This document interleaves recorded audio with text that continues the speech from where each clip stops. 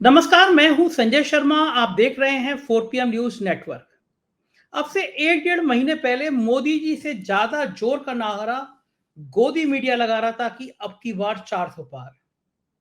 कई जगह सर्वेक्षण हो रहे थे, अब बैठ के गोदी मीडिया के चैनल ये तय करते थे भाई 400 नहीं, 390 पे रुक जाएगी, 370 तो आने ही आने तय हैं।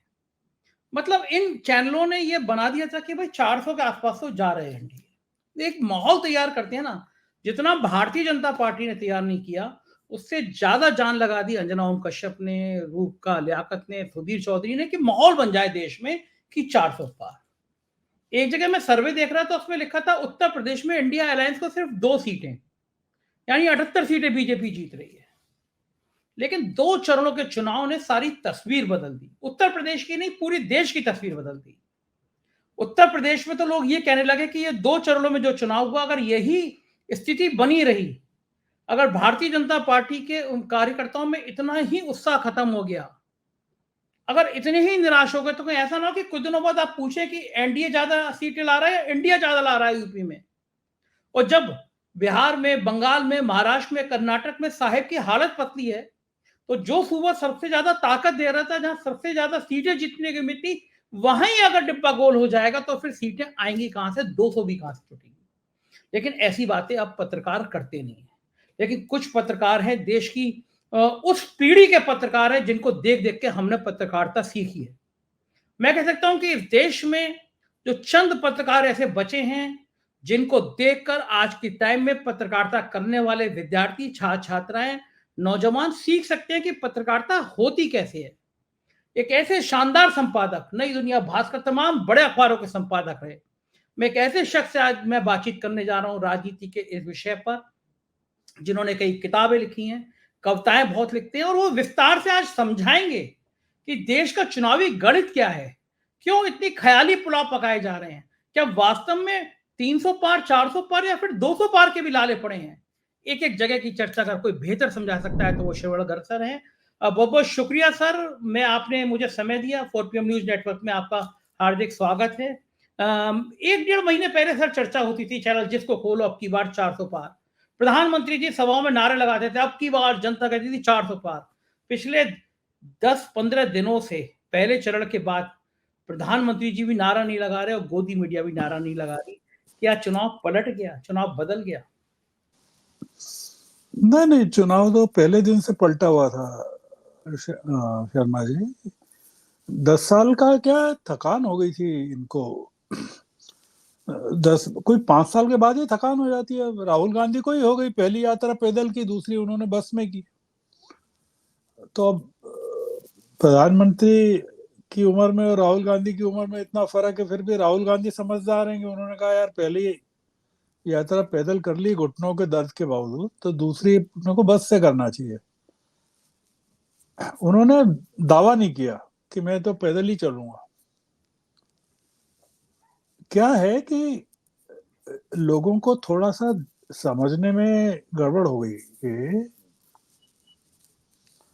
गड़बड़ ये हो गई कि 1980 में जो सीटें आई थी राजीव गांधी को, जो मिली थी इंदिरा जी के शहादत के बाद, वो एक कारण अलग था, वो एक फेज अलग था। उस फेज के बाद तो इनकी जब राहुल इनकी जो शहादत हुई राजीव जी की, उसके बाद भी नरसिंह राव को उतनी सीटें नहीं मिली 91 में। मुद्दा क्या था कि ये जो राहुल गांधी जी ने कहा था बंबई में, अगर आप गौर करें, उन्होंने बंबई में 17 मार्च को एक बात कही थी, बहुत इंपॉर्टेंट बात। उन्होंने कहा था कि मोदी जी की जो असली ताकत है, मोदी जी तो मुखौटा है, और असली ताकत ये कारपोरेट सेक्टर है, बड़े बड़े पूंजीपति। अब क्या होता है कारपोरेट सेक्टर में, क्या होता है कि कर्मचारियों को टारगेट दिया जाता है। अगर क्षमता 40% की हो फैक्ट्री की, तो उत्पादन का टारगेट 70% का देते हैं। अंबानी अडानी यही करते हैं। इनके जो बिजनेसेस हैं वो टारगेट ओरिएंटेड है। जैसे कि इतने ग्राहक बनाना है, इतना माल बेचना है, इतनी कमाई करना है। राहुल गांधी को यकीन करें तो भारतीय जनता पार्टी अडानी अंबानी की नौकर है, एम्प्लॉय है। तो उन्होंने टारगेट दे दिया इनको कि भैया आपको इतने लेके आओ। तो ये लोग तो कर्मचारियों की तरह काम कर रहे हैं कारपोरेट सेक्टर के। तो इन्होंने कहा ठीक है। तो उन्होंने फिर वो, ये लोग बड़े मैनेजर हैं तो इन्होंने छोटे कर्मचारियों को टारगेट दे दिया, अपने कार्यकर्ताओं को 370 और 400। एक छोटा सा मैं गणित बताता हूं जो मैं बार बार रिपीट कर रहा हूं, आप खुद भी गणित लगा लीजिए। केरल से लगा के उड़ीसा तक की जो सीटें हैं, अगर आप गिन लें कि कितनी है, एक उड़ीसा ने भी गिने तो बाकी गिनने 150 सीटें हैं। उन 150 में इनके पास 37 सीटें हैं, 33 सीटें हैं, 28 और 4 इनकी तेलंगाना। अब तो वो भी नहीं जाएंगे। तो 540 में से 150 अगर निकाल दें आप तो 400 बची। तो 400 में से 400 कैसे मिल सकती है, आप ये बताइए। ये मतलब छोटा सा गणित है। जो चीज आपको 2019 में भी नहीं मिली वो 2024 में कैसे मिलेगी, जाएगी, है ना। 400 में से 300। 350 बचेंगे, 350 में 400 आएंगी। ये गणित तो बिल्कुल कोई भी कर लेगा। ठीक बात है। 370 भी कैसे मिलेगी, एक तो ये गणित है। तो ये सबसे पहले तो ये इसमें चक्कर में उलझ गए। खैर उलझ गए, ठीक है।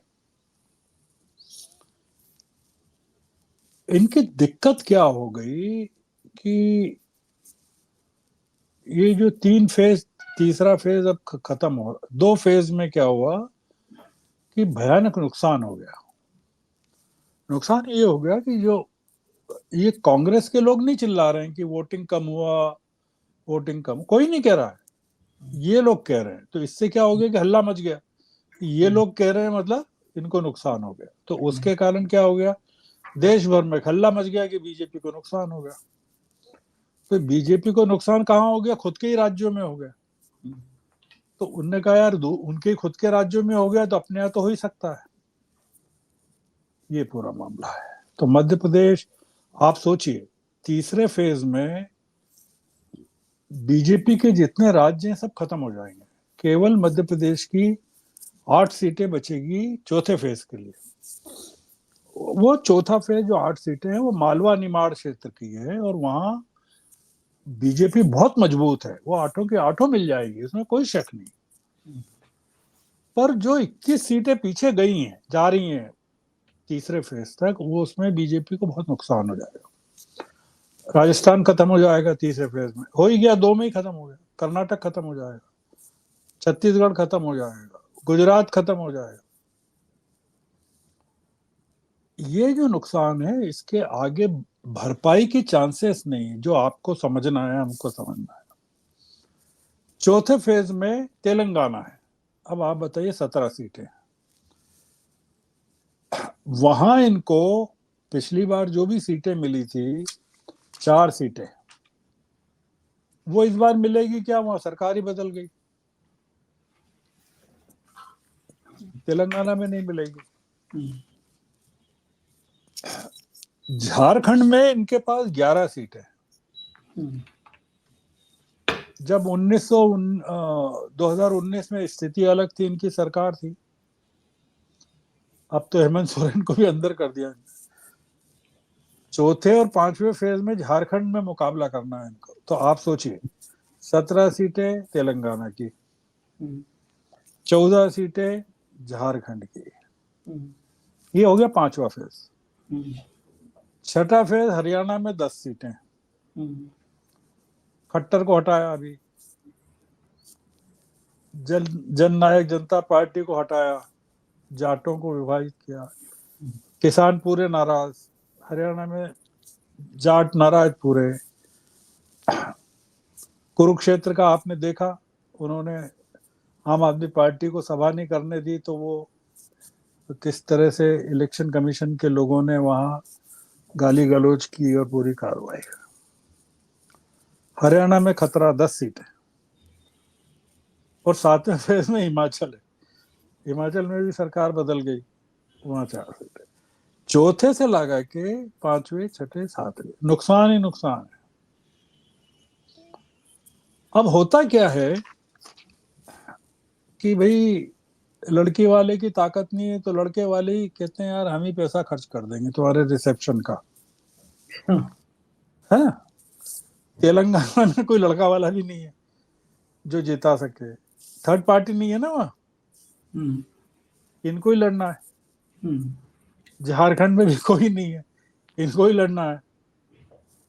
तेलंगाना में बीआरएस है, उनकी लड़की को आपने बंद कर रखा है जेल में।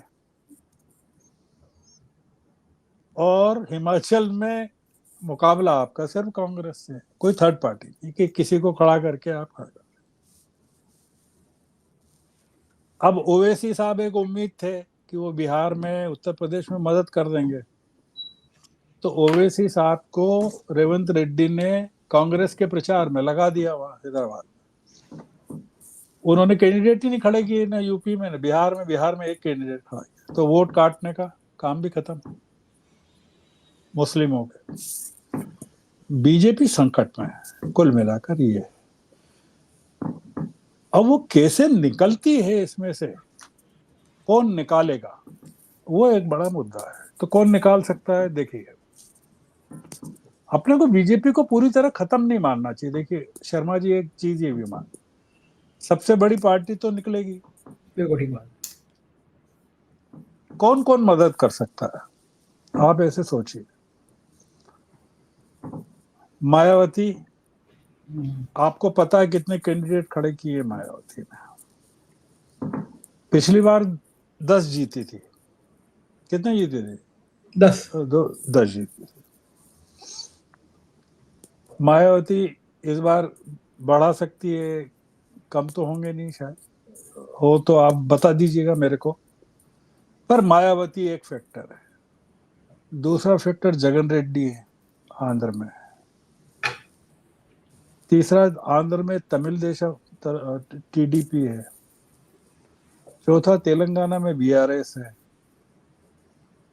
पांचवा अकाली दल है पंजाब में, छठा ममता बेन जी है, सातवां केजरीवाल भाई साहब हैं, आठवां नॉर्थ ईस्ट में जो असम के अलावा जो इनके त्रिपुरा वगैरह में जो इनकी ताकत है। गणित ये है, और शिंदे की पार्टी है, अजीत पवार है महाराष्ट्र में। आप अगर थोड़ी कोशिश करेंगे तो आपको लगेगा कि भारतीय जनता पार्टी को बहुत हाथ पैर चलाने पड़ेंगे। अपना दल है आपके यहाँ, राजभोर जी हैं, आपको थोड़ी सी मेहनत करना पड़ेगी कि ये अब थोड़ा सा बीजेपी का संघर्ष का दौर शुरू हो जाएगा। तो वो अब नरसिंह राव जी अगर माइनॉरिटी की गवर्नमेंट बना सकते हैं, तो ये कहेंगे हम भी बनाएंगे, हमको भी बनाने दो। ये बात ठीक। अच्छा श्रवण सर बताइए, अगर मुझे मान लीजिए ये आपका मानना है कि अगर इस तरह की अल्पसंख्यक एक सरकार बनाएंगे, सबको जोड़ के बनाएंगे, तो ब्रांड मोदी उतना रह पाएंगे? जो तानाशाही वाला चेहरा है मोदी का, जो ईडी, सीबीआई, इनकम टैक्स, ये वाला जो चेहरा है मोदी का, ये साझा सरकार में रह पाएगा? मोदी जी का ब्रांड चेहरा सर पहले ही चरण में खत्म हो गया। अब आप मोदी जी को भूल जाइए। अब मोदी जी 7वें चरण तक, मोदी जी तीसरे चरण के बाद आपको एक चीज देखना पड़ेगा। जैसे गाड़ी चलती है ना, तो कुछ देर तो प्लेन पे चलती है, पर जैसे ही पहाड़ी पे चढ़ती है और गुफाएं आने लगती है, तो फिर वो पैसेंजर्स घबराने लगते हैं। तो जो मैदान में जो चल रही थी गाड़ी, उसी में काफी धक्के लगे इनको डबल इंजन की थी, डबल इंजन थे मैदान में भी, फिर भी धक्के लगे। अब इनको ज्यादा धक्के लगेंगे बंगाल में, महाराष्ट्र में, जहाँ 7-7 चरण, बिहार में क्या करना पड़ेगा? मैं जो आपको कह रहा था कि लड़की वालों का भी खर्च जैसे लड़के वाले उठाते हैं ना, बोले गरीब है तो अपन ही रिसेप्शन करेंगे। तो जेडीयू के कैंडिडेट्स को जिताने की पूरी जिम्मेदारी भाजपा ने ले ली है। उन बेचारों की तो हालत खराब हो रही है। हाँ, इसीलिए कह रहा हूँ। अब जो है ना, अपन मान के चल रहे हैं कि जेडीयू की हालत खराब है, पर अब बीजेपी ने ये माना है कि वो तो हमारे कैंडिडेट है, उनको जिताना हमारा फर्ज है। लड़की वाले हैं वो तो, लड़के वाले लड़की लड़के वाले। तो ये आपने ठीक इसलिए कहा। इसलिए क्या है कि अपने को थोड़ा सा ऐसे मानना चाहिए कि ये लोग आसानी से मैदान नहीं छोड़ेंगे। मोदी जी का ब्रांड चाहे कितना ही खत्म हो जाए, पर ये गुजराती आदमी है ना सर, आसानी से नहीं छोड़ता। आप एक बात ध्यान रखना। आप तो गुजरात में रहे हैं ना, आपने तो वहां पे हाँ, बात करते हैं ना लंबे वो समय तक। वो आखिर तक लड़ता है, हाँ। और फिर जब हार ही जाता है ना, तो फिर देश में नहीं रहता, बाहर चला जाता। और ये आप एक अच्छी लाइन बता रहे हैं। आपको लगता है कि मोदी जी देश छोड़ सकते हैं?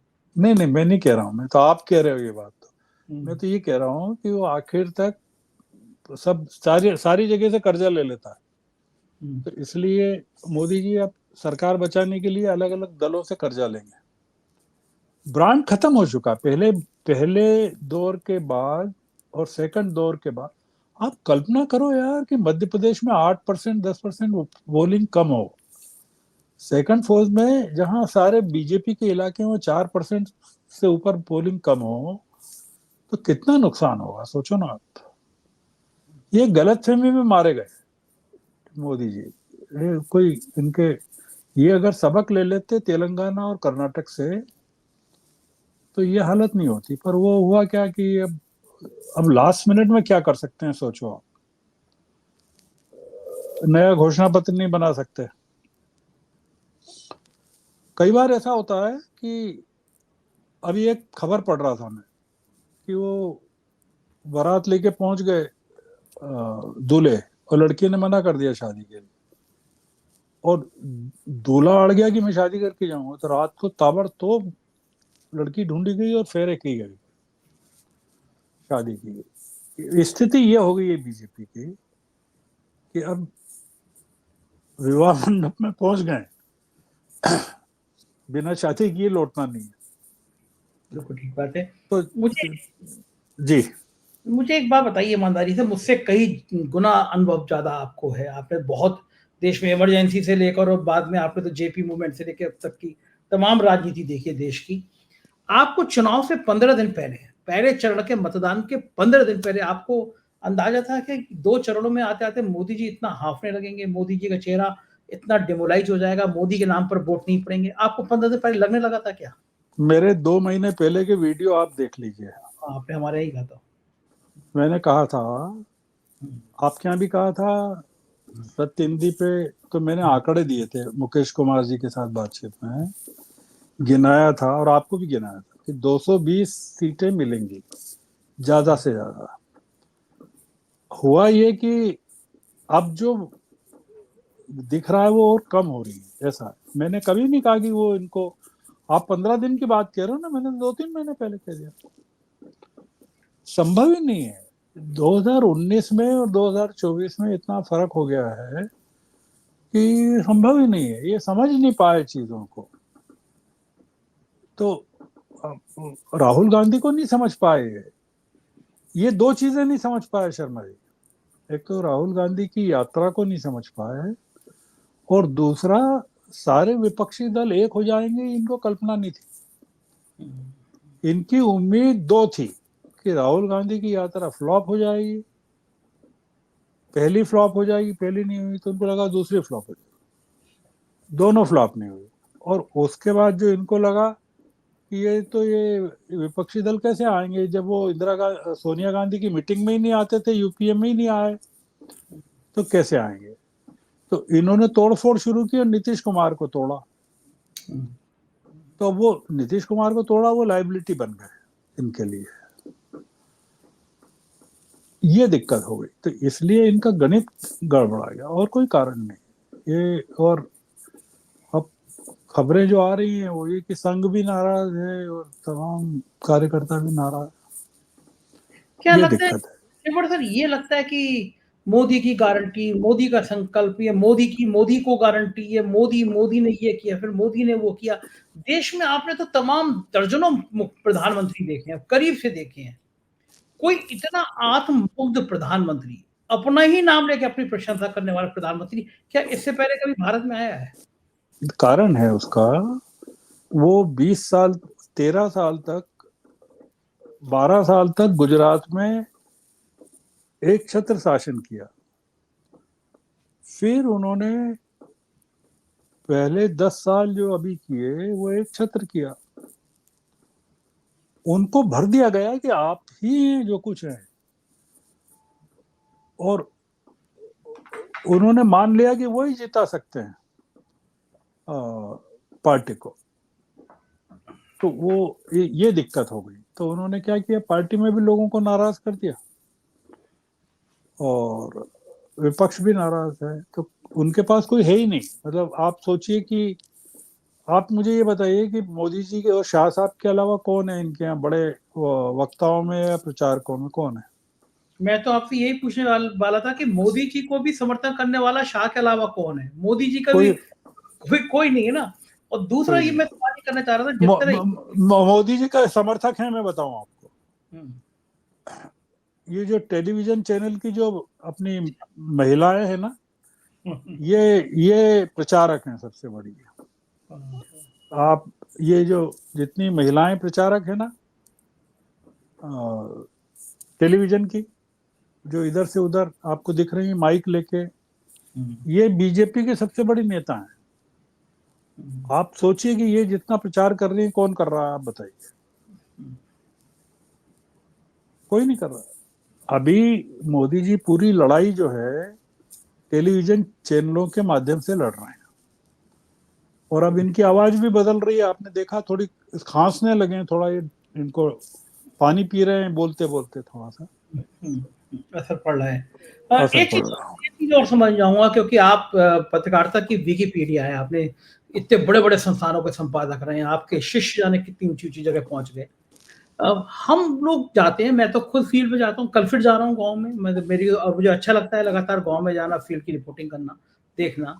हमारी टीम तो रोज जाती है गांव में। हमें कभी भी आज तक कभी ऐसा विरोध का सामना नहीं करना पड़ा। एक हेलीकॉप्टर से रिपोर्टिंग हो रही है, देश का सबसे बड़ा चैनल आज तक, वो उत्तराखंड में पहुंचा, तो उत्तराखंड में गो बैक गोदी मीडिया। कल झांसी में पहुंची मैडम अंजना ओम कश्यप, वहां भयंकर भीड़ने के लिए गो बैक मीडिया। आज मैं शो देख रहा था आजमगढ़ से, तो मुझे भीड़ से ज्यादा पुलिस नजर आ रही है। कभी कल्पना करी थी कि इतनी ऐसे वैसे कोई आतंकवादी हमला हो रहा हो, ऐसा घेराबंदी करके देश के सबसे बड़े चैनल के एंकर जा पाएंगे पत्रकारिता करने के लिए? आप कल्पना कीजिए कि जो सबसे अग्रिम पंक्ति में मोदी जी के सभा में आदमी बैठता है, उसमें और मोदी जी के बीच में कितना डिस्टेंस रहता होगा। कल्पना कीजिए, मतलब सिक्योरिटी के हिसाब से। अब मोदी जी अगर जनता के बीच में पहुंच जाएं, जैसे राहुल गांधी पहुंच जाते हैं या शाह साहब पहुंच जाएं, तो क्या होगा बताइए? ये कोई नेहरू जी और इंदिरा गांधी तो है नहीं, क्या है? या राहुल नहीं, गांधी भी नहीं है। नहीं है जनता कोई। जनता क्या नारे लगाएगी, आप कल्पना कीजिए। ये सिक्योरिटी अपरेटस ने हम लोगों को, इन लोगों की जो रियल पब्लिसिटी है या इनका जो प्रभाव है उसके बारे में हमको जानकारी नहीं है। बीजेपी के जो कैंडिडेट्स हैं वो कई इलाकों में जा नहीं पा रहे हैं, क्योंकि उनको ये भ्रम था कि मोदी जी के नाम पर जीत जाएंगे। अभी भी पोस्टर सारे मोदी जी के ही लगे हैं सब जगह। अब हो ये रहा है कि वो काम नहीं आया पूरा का पूरा प्रचार तंत्र। ये जो बीजेपी के कैंडिडेट्स हैं पैसे भी नहीं खर्च कर रहे हैं। आपको एक चीज और बताऊं, हाँ। ये घरों में भी नहीं जा रहे हैं। इनको ये लगा कि तो हवा में जीत रहे हैं, नाम से जीत जाएंगे। तो वो एक दिक्कत हो गई कि ये और दूसरा, क्या आपने एक जो पहले सवाल पूछा था ना, 400 350 का, एक तो मैंने आपको बताया कि ये टारगेट कारपोरेट सेक्टर में देते हैं।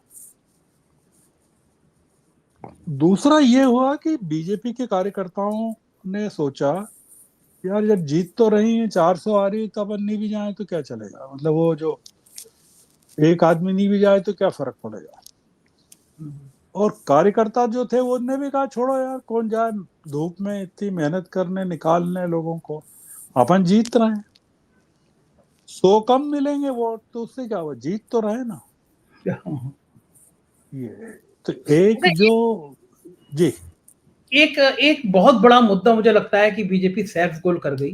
अरुण गोयल ने, अयोध्या के सांसद ने, हेगड़े ने, कई लोगों ने कह दिया कि हम 400 पार इसलिए चाहिए कि हमें संविधान संशोधन करना है। दलितों में मैसेज चला गया कि आरक्षण खत्म करना चाहते हैं, क्योंकि पहले भी प्राइवेट सेक्टर को सब दे चुके हैं ये उपक्रम। क्या लगता है ये बहुत बड़ा मैसेज चला गया है जो दलितों में खतरनाक संदेश पैदा कर रहा है, नुकसान हो गया इसका बहुत बड़ा?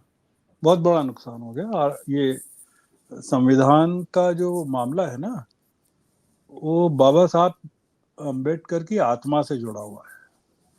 जो दलित है इस देश का, वो केवल एक चीज मानता है कि देश को संविधान बाबा साहब ने दिया। जैसे कहते हैं ना कि आजादी गांधी जी ने दिलाई, कहते हैं कि नहीं, बिल्कुल कहते वैसे ही वो कहते हैं संविधान बाबा साहब ने दिलाया। हालांकि संविधान सभा थी, कई लोग थे, आजादी की लड़ाई में भी कई लोगों का योगदान रहा, भगत सिंह भी हैं, चंद्रशेखर आजाद भी हैं, सब हैं। पर एक सिंबॉलिक जो जिस मसीहा, वो गांधी जी हैं और अम्बेडकर।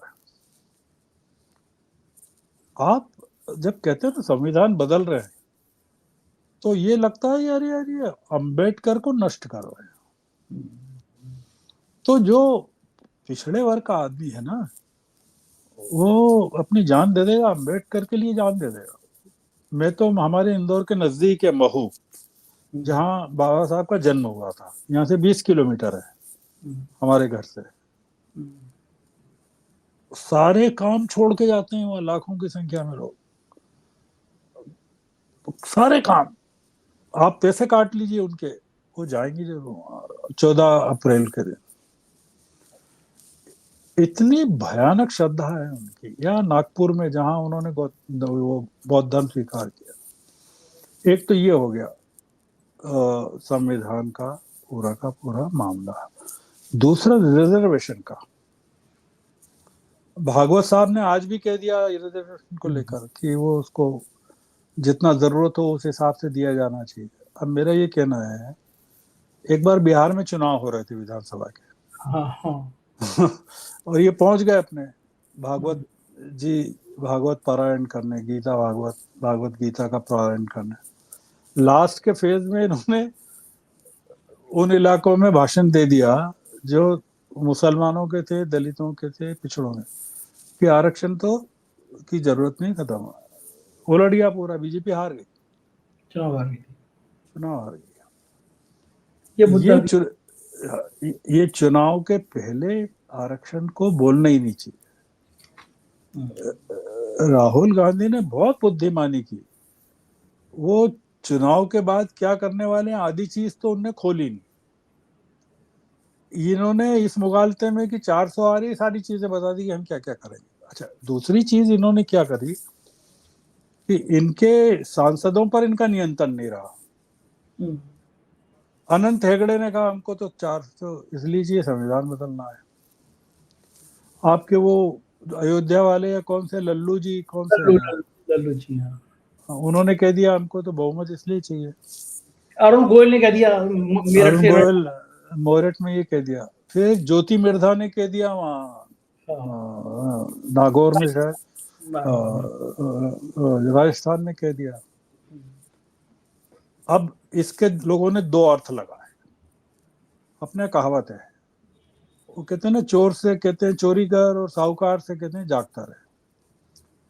तो इन्होंने तो लोगों से कहा संविधान नहीं बदलेंगे, और अपने कार्यकर्ताओं को कहा तुम तो बोलते जाना कि हम बदलेंगे। एक तो ये है। दूसरा ये कि इनका नियंत्रण नहीं है अपने कार्यकर्ताओं पर, नेताओं पर। तीसरा ये कि अब नियत पे भरोसा नहीं रहा लोगों को। वैसे ही रिजर्वेशन का हुआ कि रिजर्वेशन ये हटाएंगे कि रखेंगे, क्योंकि एक चीज आपके दर्शकों को पता होना चाहिए कि इन्होंने संविधान नहीं बदलेंगे ये अपने घोषणा पत्र में नहीं लिखा है। नहीं लिखा है, नहीं लिखा है। रिजर्वेशन देंगे या जारी रखेंगे ये भी नहीं लिखा है। रोजगार कितना देंगे ये भी नहीं लिखा है।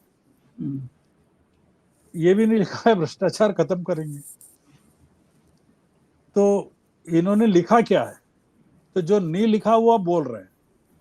कांग्रेस ने जो नहीं लिखा वो बोल रहे हैं कि ये संपत्ति छीन लेंगे, 2 मकान है तो 1 छीन लेंगे, मंगलसूत्र ले लेंगे, सोना ले लेंगे। आप बताइए कि कोई मूर्ख मतलब कांग्रेस इस तरह की घोषणा कैसे कर सकती है? ये बताइए। कोई नहीं कर सकता, वो लिखा भी नहीं है। अच्छा, मुझे तो लगता है शिववर सर, मुझे लगता है कि जितना मैं जानता हूँ, आपने तो मुझसे 1000 गुना ज्यादा देखा होगा, कांग्रेस का इतना बेहतरीन घोषणा पत्र है ये, जिसको लोग नहीं पढ़ते, कांग्रेस से कहने पे नहीं पढ़े, उससे ज्यादा मोदी जी ने क्या क्या पढ़वा दिया। हर आदमी घोष के पढ़ने लगा कि कहाँ लिखा है इसमें। क्या हो गया? मैंने एक जगह कहा था बीजेपी की दिक्कत क्या हो गई बताओ। एक तो वो संविधान था ही जो बाबा साहब ने बनाया, और एक ये जो दूसरा संविधान हमारे बाबा साहब राहुल जी ने बनाया, जो राहुल बाबा ने, तो वो और गले पड़ गया। अब बीजेपी के पास 2 संविधान हो गए, बाबा साहब का और राहुल बाबा का। इसी पे सफाई दे, तो वो दो को कैसे बदले ये बताइए। हाँ, इसी पे सफाई देते, कंफ्यूजन वगैरह करते रहे। बिल्कुल ठीक बात है। देश की राजनीति को समझाने के लिए बहुत बहुत शुक्रिया शिववर सर, आपने हमें टाइम दिया, आभार आपका। ये थे शिववर सर, और ये बता रहे थे कि देश की राजनीति की दिशा और दशा क्या है। मुझको यकीन है आपको समझ आया होगा कि किस तरह गोदी मीडिया के चैनल आपको झूठ बोल रहे थे, गुमराह कर रहे थे। देश की असली हकीकत ये है। मैं आभारी होऊंगा। आपको कैसा लगा अपनी राय से जरूर बताइएगा। चैनल को ज्वाइन और सब्सक्राइब करिएगा। शुक्रिया, थैंक यू।